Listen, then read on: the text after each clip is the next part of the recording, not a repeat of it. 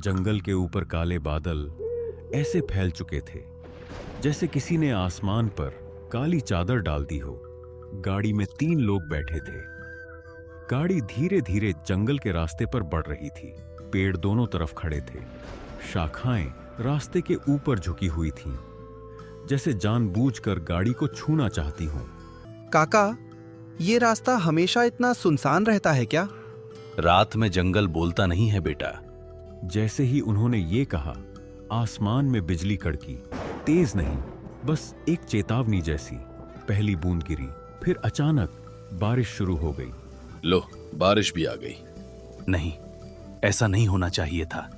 क्या हुआ काका? गाड़ी की रफ्तार अपने आप धीमी पड़ गई। बैल भी बेचैन लग रहे थे। ये रात, ये बरसात ठीक नहीं है। हम तो बस मेला देखकर लौट रहे हैं। इसमें डरने वाली क्या बात है? डर आने जाने से नहीं लगता, डर वक्त से लगता है। मोहन ने धीरे से पीछे देखा, फिर तुरंत सामने हो गया।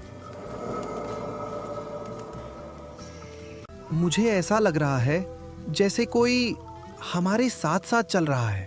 कौन चलेगा भाई? मेढक होगा। मजाक मत करो। इस जंगल में बरसात की रात मजाक पसंद नहीं किया जाता। उसी पल बैल अचानक रुक गए। तीनों ने सामने देखा। रास्ते के बीचों बीच एक विशाल पेड़ गिरा पड़ा था, जैसे किसी ने जानबूझकर उसे वहीं रखा हो। ये पेड़ सुबह तो यहां नहीं था। क्योंकि सुबह ये जंगल सोया हुआ था। बारिश और तेज हो गई। हरिराम काका के होंठ कांपे। भगवान, फिर वही रात। कौन सी रात काका? 20 साल पहले ऐसी ही बरसात थी, ऐसी ही वापसी थी। हम भी मेला देखकर लौट रहे थे और उस रात मैं घर अकेला पहुंचा था। मतलब हमें वापस मुड़ना होगा। उन्होंने बैलगाड़ी मोड़नी चाहिए। उसी पल आसमान में बिजली चमकी। बस एक पल की रोशनी हुई और उसी एक पल में मोहन ने जंगल के अंदर देखा। कुछ था और वो मुस्कुरा रहा था। बिजली गई, अंधेरा लौट आया। ऐसा अंधेरा जो आंखों से नहीं, सीधे दिमाग से देखा जाता है। जंगल के बीच कुछ जगहें बाकी जंगल से ज्यादा काली थीं। ऐसा नहीं कि वहां रोशनी नहीं पहुंच रही थी, जैसे रोशनी को वहां जाने से मना कर दिया गया हो। काका, कुछ बोलो भी। ये सब क्या हो रहा है? जंगल का रास्ता कभी सीधा नहीं होता। ये धीरे धीरे तुम्हें वहां ले जाता है जहां तुम जाना नहीं चाहते। डरो मत। जितना डरोगे ये जंगल उतना डराएगा। कुछ ही देर में पेड़ों के बीच टूटी हुई दीवारें दिखाई देने लगीं। हवा अचानक ठंडी हो गई। बारिश वही थी, पर ठंड अलग थी। जमीन पर पानी जमा था। उन गड्ढों में कब्रों की टेढ़ी परछाइयां हिल रही थीं। बरसात की आवाज के बीच एक नई आवाज उभरी, मिट्टी के खिसकने की, जैसे किसी कब्र के अंदर कुछ करवट ले रहा हो। काका, ये वही जगह है क्या, 20 साल पहले वाली? हाँ। मोहन ने बस आधा सिर घुमाया। उसी पल बिजली कड़की। एक पल की रोशनी में उसने देखा कब्रों के बीच कोई खड़ा था और होंठ धीरे धीरे मुस्कुरा रहे थे। मोहन चीख पड़ा। बैल बेकाबू होकर आगे भागे। गाड़ी झटकों के साथ कब्रिस्तान पार कर गई। बारिश लगातार गिर रही थी। जंगल अब पहले से ज्यादा पास लग रहा था। हवा भारी थी और उस भारीपन के बीच एक नई आवाज खुली। मोहन? मोहन ने तुरंत सिर उठाया। उसकी आंखों में डर था। फिर वही फुसफुसाहट आई, बिल्कुल उसके कान के पास। पीछे देख मोहन। मोहन ने होंठ भींच लिए। उसने कुछ नहीं कहा, पर आवाज बदल चुकी थी। कहाँ खो गया? किसे देख रहा है? मोहन ने जवाब नहीं दिया। वह चुप बैठा था। उसकी आंखें खुली थीं, पर वो बाहर नहीं देख रहा था। उसकी सांस से धुंध निकल रही थी। सुरेश ने गौर किया। हरिराम काका की सांस सामान्य थी, अपनी भी। सिर्फ मोहन की सांस धुंध बन रही थी। तुझे सच में ठंड नहीं लग रही? नहीं यार, मुझे ठंड नहीं लगती। तू ठीक है ना? मैं ठीक हूं। शब्द 2 बार गूंजा। एक बार उसके मुंह से, दूसरी बार बहुत हल्का पीछे से। सुरेश सीधा बैठ गया। उसने सुना था, पर मानना नहीं चाहता था। कुछ दूर जाने के बाद जंगल अचानक खुल गया। चारों तरफ पेड़ हट गए। बीच में एक खुली जगह थी और उस खुली जगह के बीच एक पुराना कुआं खड़ा था, पत्थरों से बना, काई से ढका हुआ, अंधेरे में भी अलग दिख रहा था।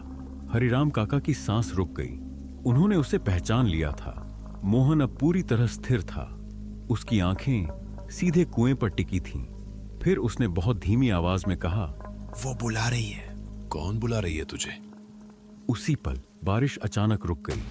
पूरा जंगल शांत हो गया। मोहन खुद से आगे बढ़ा, सीधे कुएं की तरफ। मोहन, रुक! मोहन अब कुएं के किनारे खड़ा था। कुएं के अंदर पानी था। उस पानी में लहर उठी और उसमें दिखा मोहन का चेहरा, लेकिन कुएं में दिखने वाला चेहरा मुस्कुरा रहा था। कुएं के अंदर से आवाज आई, मोहन की ही आवाज। आजा। मोहन का पैर आगे बढ़ा, जैसे कोई रस्सी उसे खींच रही हो। हरिराम काका दौड़े। उन्होंने पीछे से मोहन को पकड़ लिया। उसी पल मोहन ने सिर घुमाया। उसकी आंखें पूरी काली थीं और उसने बहुत शांत स्वर में कहा, वो आ रही है। कुएं के पानी में तेज हलचल हुई और अगले ही पल एक हाथ बाहर निकला। उस हाथ ने मोहन की कलाई पकड़ ली। काका, पकड़े उसे! हरिराम काका ने पूरी ताकत लगा दी। आसमान में बिजली कड़की। बारिश अचानक वापस शुरू हो गई। कुएं का पानी उछला, हाथ गायब हो गया। मोहन पीछे गिर पड़ा। उसकी सांस चल रही थी। आंखें फिर सामान्य थीं। तीनों फिर गाड़ी में बैठे। गाड़ी आगे बढ़ गई। कुएं से दूर जाते ही जंगल का दबाव थोड़ा हल्का लगा, पर राहत पूरी नहीं थी। मोहन चुप था, असामान्य रूप से शांत। दूर कहीं गांव के मंदिर की घंटी बजी। जंगल खत्म हो गया, लेकिन अंधेरा नहीं। गांव के किनारे पहुंचते ही कुत्ते जोर जोर से भौंकने लगे। पर अजीब बात यह थी, उनकी नजर बैलगाड़ी पर नहीं थी, सीधे मोहन पर थी। सुरेश ने यह देखा, उसका गला सूख गया। हरिराम काका ने तुरंत रास्ता बदल दिया। गांव से थोड़ा बाहर एक पुरानी कुटिया थी। वहीं रहते थे बाबा भैरवनाथ। लोग कहते थे वो जंगल के नियम जानते हैं, क्योंकि कभी वो खुद सालों तक जंगल में रहे थे। कुटिया के बाहर एक छोटा दीपक जल रहा था। हरिराम काका ने बैलगाड़ी रोकी। तीनों नीचे उतरे। मोहन अब भी चुप था, जैसे उसे पता हो उसे कहां लाया गया है। अंदर से धीमी आवाज आई, अंदर आ जाओ। बाबा भैरवनाथ जमीन पर बैठे थे, आंखें बंद, चेहरा कठोर। उन्होंने आंखें नहीं खोली। फिर धीरे धीरे उनकी आंखें खुली और सीधी मोहन पर टिक गईं। कमरे की हवा भारी हो गई। जंगल ने इसका साया ले लिया है। सुरेश के पैरों तले जमीन खिसक गई। इसे बचा लो बाबा, ये जिंदा है पर पहले जैसा नहीं है। बरसात की रात, जो नियम टूटता है उसका दाम देना पड़ता है। अगर सूरज निकलने से पहले इसका साया वापस न लाया गया तो ये धीरे धीरे खाली हो जाएगा। कैसे वापस लाए? कुछ तो रास्ता होगा। जहां बंधन बना है वहीं टूटेगा।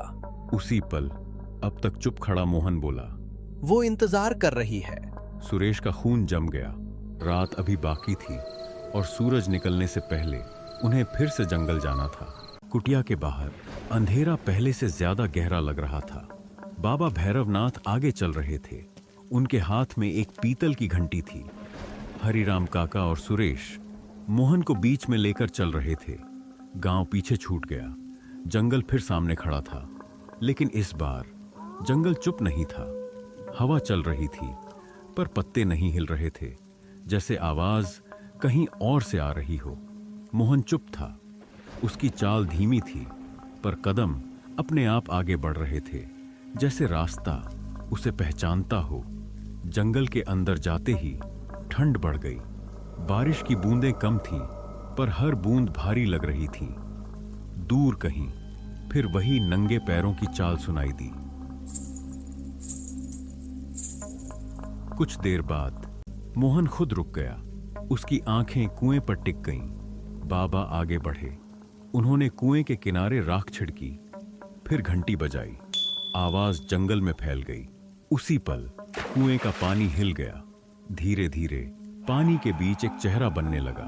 पहले आंखें, फिर होंठ, फिर पूरा चेहरा। एक लड़की, चेहरा सुंदर पर मुस्कान अस्वाभाविक। लड़की की आंखें ऊपर उठी। अब वो सीधे मोहन को देख रही थी। ये छलावा है, रूप बदलता है पर मंशा नहीं। ये अधूरा है, इसे मेरे पास रहने दो। इसे छोड़ दे। लड़की ने पहली बार उसकी तरफ देखा और उसी पल सुरेश के कान के पास फुसफुसाहट गूंजी। अगला तू होगा। सुरेश का चेहरा सफेद पड़ गया। बाबा ने फिर घंटी बजाई। कुएं की सतह कांप उठी। छलावा चीखा। आवाज इतनी तेज थी कि पेड़ों से पानी झरने लगा। कुएं की सतह टूट गई। पानी बाहर उछला, फिर एकदम शांत हो गया। बारिश धीरे धीरे कम होने लगी। जंगल पहली बार सामान्य लगा। सुरेश, अरे मैं यही हूं।